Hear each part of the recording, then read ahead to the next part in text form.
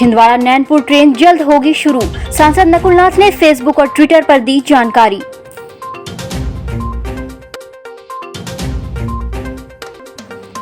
तामिया के गांव में 10 दिनों से बिजली बंद, ग्रामीणों ने कलेक्ट्रेट में किया प्रदर्शन।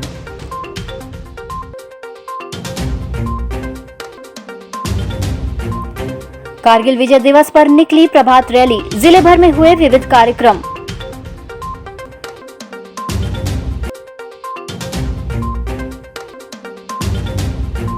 खाद और यूरिया के लिए किसान हो रहे परेशान, सोसाइटी में लगी लंबी लाइन।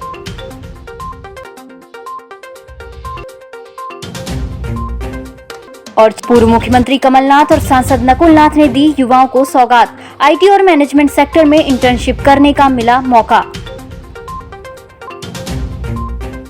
नमस्कार, छिंदवाड़ा लाइव में आपका स्वागत है और मैं हूं आपके साथ एकता। आइए बढ़ते हैं खबरों की ओर। सांसद नकुल नाथ के द्वारा अथक प्रयास करते हुए छिंदवाड़ा जिले के लोगों के लिए छिंदवाड़ा से नैनपुर ट्रेन जल्द शुरू करने रेलवे को पत्र लिखा गया था, जिसके बाद अब सांसद नकुल नाथ का ये प्रयास रंग लाया है। रेलवे के द्वारा जल्द ही छिंदवाड़ा से नैनपुर मेमो ट्रेन शुरू की जा रही है। सांसद नकुल नाथ ने फेसबुक और ट्विटर अकाउंट के जरिए इस बात की जानकारी दी। छिंदवाड़ा से नैनपुर जाने वाले रेल यात्रियों के लिए एक अच्छी खबर है कि जल्द ही रेलवे विभाग के द्वारा छिंदवाड़ा नैनपुर रेल मार्ग पर मेमो ट्रेन शुरू की जाएगी। हालांकि ट्रेन की शुरुआत कब से होगी, इस बात को लेकर अभी संशय की स्थिति बनी हुई है। रेल मंत्रालय के द्वारा छिंदवाड़ा नैनपुर ट्रेन के समय को लेकर घोषणा कर दी गई है, जिसके मुताबिक छिंदवाड़ा नैनपुर ट्रेन सुबह 6:45 पर छिंदवाड़ा से रवाना होगी, जो 11:15 पर पहुंचेगी, जबकि नैनपुर से ट्रेन शाम 6:45 पर छिंदवाड़ा के लिए रवाना होगी, जो रात 10:30 पर छिंदवाड़ा पहुंचेगी। तामिया क्षेत्र के लगभग 12 ग्रामों में बीते 10 दिनों से बिजली की बड़ी समस्या उत्पन्न हो रही है। यहां पर लगातार बिजली विभाग के द्वारा बिजली पूर्ति बंद रखी जा रही है। कलेक्ट्रेट कार्यालय पहुंचे तामिया ब्लॉक के ग्रामीणों ने परिसर में ही धरना दे दिया। विभागीय अधिकारियों के आश्वासन के बाद ग्रामीण धरने से हटे। ग्रामीणों ने बताया कि बिजली विभाग की मनमानी के कारण गाँव में 10 दिनों से बिजली बंद है। इससे ग्रामवासियों को काफी मुसीबतों का सामना करना पड़ रहा है। स्कूली बच्चे पढ़ाई नहीं कर पा रहे हैं, जबकि अतिवृष्टि में भी लोगों को घरों में पीने का पानी उपलब्ध नहीं हो पा रहा है। उन्होंने बिजली विभाग के अधिकारियों पर कार्रवाई करने की मांग जिला प्रशासन से की है।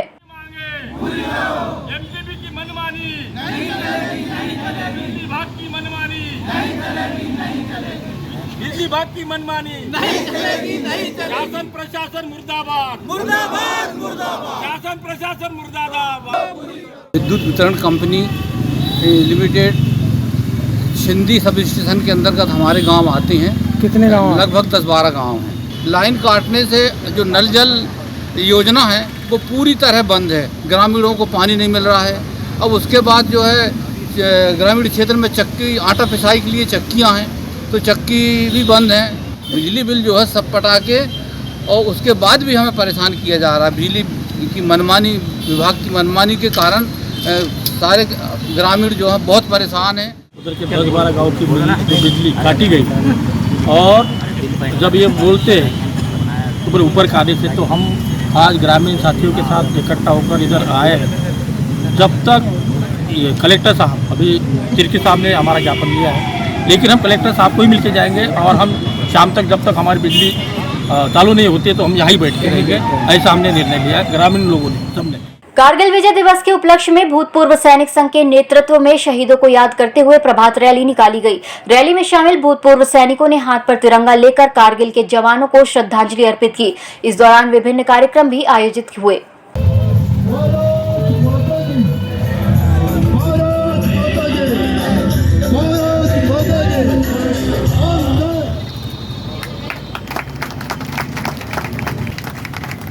शहीदों के सम्मान में तालियां बहुत कम लग रही हैं।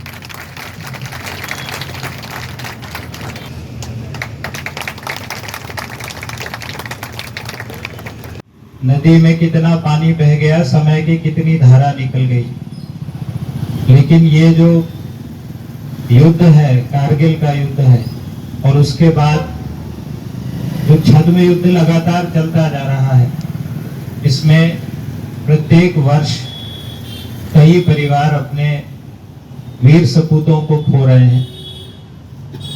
और जब कोई भी परिवार अपने बेटे को या अपनी बेटी को देश के नाम समर्पित करते हैं, वो परिवार हम सबका परिवार हो जाता है। मैं आप लोगों को विश्वास दिलाता हूँ कि आज पूरा देश सैनिकों के साथ में खड़ा है और जो हम लोग यहाँ पर चैन की सांस ले रहे हैं वो सिर्फ सैनिकों के कारण। तो आज पूरे देश के हर सैनिक परिवार के साथ हम लोग हैं और आज मैं फिर से कारगिल विजय दिवस की आपको शुभकामनाएं देता हूँ। जिले में किसानों को अब भी खाद के लिए परेशान होना पड़ रहा है। किसानों के द्वारा सोसाइटी में लंबी लाइन लगाकर खाद ली जा रही है। एक दिन में महज 200 टोकन बांटकर किसानों को 5 बोरी खाद उपलब्ध कराई जा रही है। इसे लेकर जिले के किसान काफी आक्रोशित है। 3 दिन से लाइन में लग रहे हैं। 10-11 बजे आते हैं लोग, 4 बजे से लाइन में लग जाते हैं। गाँव से 20 किलोमीटर दूर से आते हैं तो लाइन में पीछे हो जाते हैं। टोकन बटी है आज 200, उसके बाद में हमारा नंबर था, अब बोलते कल आओ। फिर ये टोकन जो बट गई है, ये 5 बोरी आज ले चलेंगे, कल फिर यही आके जल्दी आके फिर यही लाइन लगा लेंगे। हम फिर आके फिर परेशान होंगे। कल भी परेशान में है और 4 बजे बंद करते हैं। काय के लिए आए हो आप? खाद के लिए। कौन सी खाद? यूरिया। क्या बोल रहे हैं खाद के लिए? बोले बंद कर दिए, बोले खाद। नहीं, देरी नहीं हो रही है। एक्चुअल में क्या है, जो पेपर फॉर्मेलिटीज़ है, बिना पेपर फॉर्मेलिटीज़ के किसी किसानों को तो दे भी नहीं सकते, क्योंकि मशीन है, किसानों का रकबा देखना है, उसके बाद उनसे जो नगद लेना है उसमें चिल्लरों को भी समस्या है या कुछ है वो भी देखना है, उसके चलते थोड़ी सी दिक्कत है। बट आज से डीडी साहब, कलेक्टर साहब के निर्देशन में ये है कि 200 किसानों का प्रतिदिन टोकन बांटना है, अपने किसानों को वितरित करना है। 1 एकड़ में 1 बोरी, 5 बोरी से ज़्यादा किसी भी किसान को नहीं देना है, भले ही उसका रकबा। जिले के युवाओं को बेहतर शिक्षा, कौशल विकास और रोजगार के निरंतर अवसर मिलते रहे, इसी दिशा में जिले के सांसद नकुलनाथ और पूर्व मुख्यमंत्री कमलनाथ प्रयासरत हैं। आगामी अगस्त माह में जिले के आईटी और मैनेजमेंट सेक्टर में कैरियर बनाने के इच्छुक विद्यार्थियों को जिले में रहकर ही इंटर्नशिप का एक और मौका मिलने जा रहा है। जिला कांग्रेस कौशल विकास समन्वयक आतिश ठाकरे ने बताया कि अंतर्राष्ट्रीय आईटी कंपनी ईशा सॉफ्ट द्वारा जिले के BCA, MSc, MCA, BECS, IT और MBA उत्तीर्ण 50 युवाओं को सोनी कॉलेज कैंपस में एक बार फिर से इंटर्नशिप का अवसर प्रदान करने जा रही है। कंपनी द्वारा चयनित विद्यार्थियों को 45 दिनों का प्रशिक्षण प्रदान करके रोजगार के अवसर प्रदान किए जाएंगे। इंटर्नशिप के लिए चयनित विद्यार्थियों को प्रशिक्षण उपरांत आयोजित टेस्ट में उत्तीर्ण होने पर कंपनी द्वारा छिंदवाड़ा, भोपाल, इंदौर, बैंगलोर के अलावा दुबई में 3 लाख, 7 लाख अथवा विद्यार्थी की योग्यता अनुसार रोजगार के अवसर प्रदान किए जाएंगे। पारडुन्ना जनपद अंतर्गत ग्राम पंचायत गोगरी स्थित MPB धनोरा सब स्टेशन में 63 kV ट्रांसफार्मर लगाए जाने की मांग को लेकर ग्रामीणों के द्वारा रैली निकालकर पारडुन्ना SDM को मुख्यमंत्री शिवराज सिंह चौहान के नाम ज्ञापन सौंपा गया। ग्रामीणों ने बताया कि ग्राम पंचायत गोगरी स्थित sub station Dhanora Nehru field में 63 kV ट्रांसफार्मर की अत्यधिक आवश्यकता है, क्योंकि यहाँ पर फिलहाल 25 kV ट्रांसफार्मर लगाकर बिजली विभाग के द्वारा खाना पूर्ति की जा रही है, जिसके चलते फसलों को पर्याप्त पानी नहीं मिल पा रहा है। बार बार लोड बढ़ने के कारण ट्रांसफार्मर बंद हो जाता है। इससे ग्रामीण किसानों को काफी परेशानी हो रही है।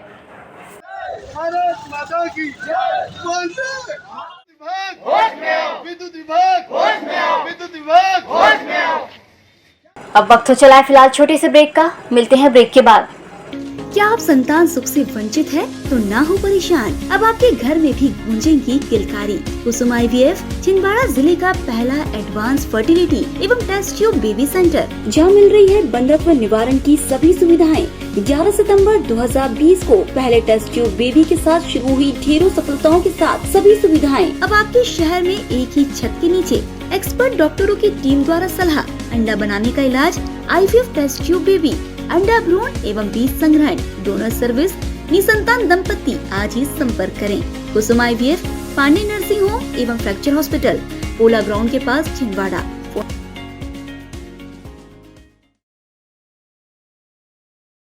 सिविल सर्विसेज की तैयारी के लिए अब दिल्ली या इंदौर जाने की जरूरत नहीं। आपके अपने शहर छिंदवाड़ा में निधि श्री एकेडमी में दिल्ली के अनुभवी शिक्षकों द्वारा UPSC और MPPSC की तैयारी, वो भी अंग्रेजी माध्यम में। उच्चतम शिक्षा स्तर, regular test, 3 days free demo classes, admission open. Nidhi Shri academy, professor colony, near travel museum, Chhindwara. अधिक जानकारी के लिए संपर्क करें 7024903666। ब्रेक के बाद एक बार फिर से स्वागत है। आइए अब बढ़ते हैं खबरों की ओर। एमपीबी में कार्यरत दर्जनों अनुबंधित मीटर वाचकों को विभाग ने बिना किसी सूचना के अनुबंध समाप्त कर उनको सेवा से पृथक कर दिया है। अनुबंधित मीटर वाचकों को सेवा में बहाल करने की मांग को लेकर असंगठित कामगार और कर्मचारी संगठन के द्वारा कलेक्टर सौरभ कुमार सुमन के नाम ज्ञापन सौंपा गया। संगठन के पदाधिकारियों ने बताया कि मीटर वाचक पिछले 12 से 15 साल से विभाग में अपनी सेवाएं दे रहे हैं। पहले ही सरकार ने उन्हें न्यूनतम वेतन पर रखा था, लेकिन अब पेपरलेस बिल देने के फैसले के बाद मीटर वाचक को मिलने वाला वेतन भी कम कर दिया गया है। की गुंडागर्दी नहीं चलेगी, नहीं चलेगी, नहीं चलेगी। एमपीबी के अधिकारियों की मनमानी नहीं चलेगी, नहीं चलेगी, नहीं। तो जो पेपरलेस बिलिंग जो की जा रही है उससे पहले ही इनकी तनख्वाहें कम हो गई, यानी कि पूरी एमपीबी को कुछ ठेकेदार कुछ अधिकारी जो है खत्म करने पर तुले हुए, नौकरियां छीनी जा रही हैं, बिजली काटी जा रही है लोगों की और बिल ज्यादा दिए जा रहे हैं। हमारे जो मीटर लीडरों को जो निकाला गया है और आगे जो निकालने की जो प्रक्रिया चल रही है, हम उसके खिलाफ आज ज्ञापन देने आए कलेक्टर साहब को, अभी एससी साहब को भी ज्ञापन देंगे और अगर उनने कल तक इनको नहीं वापस काम पर लिया तो हम एससी साहब के केबिन में हम निकाले गए मीटर लीडरों के साथ में धरने पर अनशन पर बैठेंगे।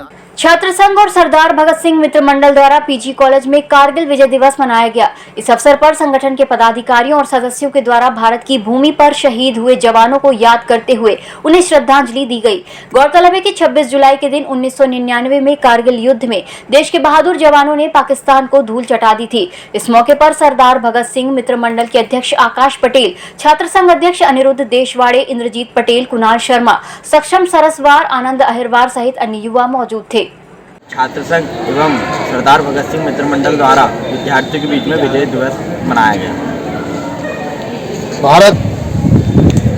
जिसमें एनसीसी एवं एनएसएस के कैडेटों के बीच में मिठाई वितरण एवं शुभकामनाएं दी गई। वार्ड नंबर 1 गाडरी ढाना स्थित जय शिव शक्ति भोलेनाथ मंदिर में सावन माह के पवित्र अवसर पर अखंड रामायण पाठ का आयोजन किया गया, जिसमें बड़ी संख्या में लोगों ने पहुंचकर भगवान श्री राम के भजनों के साथ रामायण चौपाई का पाठ किया। रामायण पाठ समापन के बाद मंदिर समिति के द्वारा विधिवत पूजा अर्चना और हवन के बाद महाप्रसाद का वितरण किया गया।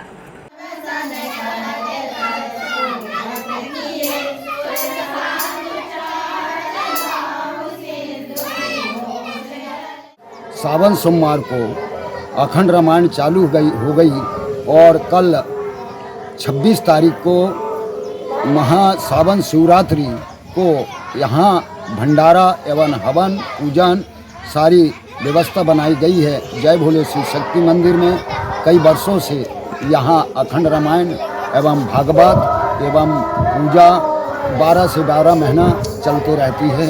हमारे ग्रामवासियों से, सारे पुजारी हैं से और हमारे ग्रामवासी वो इस मंदिर में बड़े चढ़ बढ़ के भाग लेते हैं और पूजन अर्चना करते हैं। अमरवाड़ा तहसील के अंतर्गत बेल पठार ग्राम के आदिवासी ग्रामीणों के द्वारा कलेक्ट्रेट पहुंचकर कलेक्टर सौरभ कुमार सुमन के नाम ज्ञापन देते हुए उनसे वन भूमि का पट्टा दिलाए जाने की मांग की गई। ग्रामीणों ने बताया कि बीते 200 सालों से वन भूमि पर उनका परिवार खेती मजदूरी कर रहा है। वन विभाग के अधिकारी कर्मचारियों के द्वारा कब्जारत जमीन से उन्हें बेदखल करते हुए पुलिस बल बुलाकर वृक्षारोपण कराने की धमकी दी जा रही है। ग्रामीणों ने जिला प्रशासन से न्याय की गुहार लगाई है। वन भूमि के पट्टे कि लगातार इनके जो पूर्वज लोग 3 पीढ़ी से वहाँ पे काबिज थे वन भूमि में, पर वहाँ के जो नाकेदार है, वन अमला है, उनके द्वारा इनसे पैसा लेकर और इनको कोई रिसिप्ट नहीं दी गई, जिससे ये साबित नहीं होता कि ये लोग वहाँ काबिज हैं। जो वहाँ पे फसल बोए हैं वो फसल, इसका नाम क्या बोलते हैं, नाकेदार और वहाँ के रेंजर के द्वारा धमकी दी जाती है कि तुमको हम यहाँ रहने नहीं देंगे, जो फसल बोए हैं उसमें कीटनाशक दवा या दवाई डाल के सींच के उसको हम नष्ट कर देंगे और तुम्हारे ऊपर झूठा मामला बनाएंगे और तुमको जेल भेजने का काम करेंगे। ये लोग बहुत ज़्यादा प्रताड़ित हैं और आज हम लोग कलेक्टर महोदय के पास आके हमने आवेदन दिया और कलेक्टर से हमने गुहार लगाई कि इनके ये जो है इनको तत्काल पट्टा दिया जाए। कलेक्ट्रेट परिसर में जिला प्रशासन के द्वारा प्रत्येक मंगलवार को जन सुनवाई की जाती है। जन सुनवाई अब कलेक्ट्रेट सभा कक्ष में होने लगी है। यहाँ पर आने जाने वाले विकलांगों के लिए प्रशासन के द्वारा व्हीलचेयर की व्यवस्था भी की गई है, लेकिन कर्मचारियों के सुस्त कार्य प्रणाली के चलते कई विकलांग लोगों को मुसीबतों का सामना करते हुए जन सुनवाई में जाना पड़ रहा है। ऐसा ही एक मामला मंगलवार को प्रकाश में आया, जब इमली खेड़ा चौक निवासी सोमवती गजभिये अपना आवेदन लेकर कलेक्टर के पास जन सुनवाई में पहुंची। पैरों से विकलांग होने के बाद भी सोमवती को व्हीलचेयर उपलब्ध नहीं हो पाई, जबकि उनके पति भी नेत्रहीन थे, जो जन सुनवाई में अपनी पत्नी के साथ आए हुए थे। हमको मकान रहने की व्यवस्था के लिए हम इसलिए कलेक्टर सर के साहब के पास आए थे। आपके साथ में जो कौन है? ऊपर कैसे कैसे चढ़े थे आप? धीरे धीरे चढ़ गए थे हम। यहाँ कोई व्हील चेयर की व्यवस्था नहीं? होएगी, उधर होएगी, हम लोग सीधे सीधे चले गए। त्रिस्तरीय पंचायत चुनाव होने के बाद अब पंच और सरपंच बनने के बाद विभिन्न जनपदों में उप सरपंच चुनाव कराए जा रहे हैं। इसी क्रम में जनपद पंचायत मोखेड़ की 79 ग्राम पंचायतों में शांतिपूर्ण तरीके से उप सरपंच चुनाव की प्रक्रिया पूर्ण हुई। कलेक्ट्रेट सभा कक्ष में कलेक्टर सौरभ कुमार सुमन के द्वारा मंगलवार को जन सुनवाई की गई। इस दौरान सभी विभाग प्रमुख अधिकारी भी मौजूद थे। इस बुलेटिन में फिलहाल इतना ही। नमस्कार।